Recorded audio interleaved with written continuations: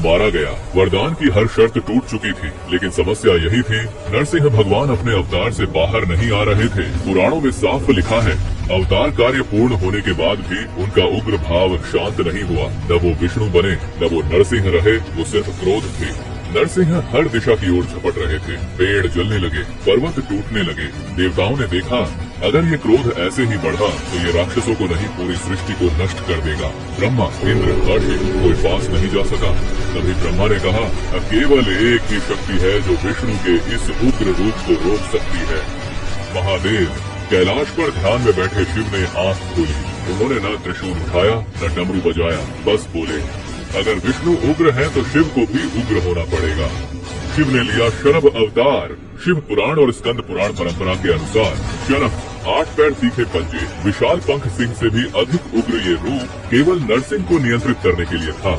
जैसे ही शरभ पहुँचे, नरसिंह दहाड़े। दोनों की टक्कर से आकाश फट गया, दिशाएं घूम गयी, समय तक कांप गया। शरभ ने पंखों से नरसिंह को जकड़ा, नरसिंह ने नाखूनों से वार किया। यह युद्ध घंटों नहीं, क्षणों में विनाश ला रहा था। जब शरभ ने उन्हें रोका, नरसिंह और भयंकर हो गए। उन्होंने लिया गंडभेरुंड रूप, 2 मुख वाला महाविनाशक स्वरूप। अब हर दिशा से एक साथ आक्रमण। यहाँ तक कि दर्शिव भी समझ गए, ये युद्ध अगर बढ़ा तो प्रलय निश्चित है। तभी सृष्टि ने अंतिम उपाय किया। माता पार्वती प्रकट हुई। कुछ परंपराओं में से प्रत्यंगिरा देवी, कुछ में उग्र चंडी स्वरूप। उनका तेज इतना था कि नरसिंह की दहाड़ उठ गई, शरभ के पंख झुक गए। मां ने शस्त्र नहीं उठाया, उन्होंने बस कहा, बस, और तीनों लोग शांत हो गए। उन्होंने कहा, तुम दोनों अलग नहीं हो, तुम एक ही सत्य के रूप हो। नरसिंह का उग्र भाव समाप्त हुआ। वो फिर विष्णु तत्व में लौटे। शिव ने शर्भ रूप त्यागा और सृष्टि बच गई। विष्णु संरक्षण, शिव नियंत्रण, शक्ति संतुलन। जब संरक्षण उग्र हो जाए, नियंत्रण आता है, और जब दोनों टकराए, शक्ति रोकती है। अगर यह कथा आपके मन को छू गई हो, अगर इसने आपकी भक्ति को और गहरा किया हो, तो लाइक जरूर करें, शेयर करें, ताकि यह दिव्य ज्ञान और लोगों तक पहुँचे। कमेंट में ओम लिखें और ऐसी ही पवित्र कथाओं के लिए चैनल को सब्सक्राइब करना न भूलें। हर हर महादेव। जय श्री नरसिंह, जय आदिशक्ति। क्रोध में महादेव ने अपना त्रिशूल ब्रह्मदेव की ओर फेंका और ब्रह्मदेव का सर धड़ से अलग हो गया।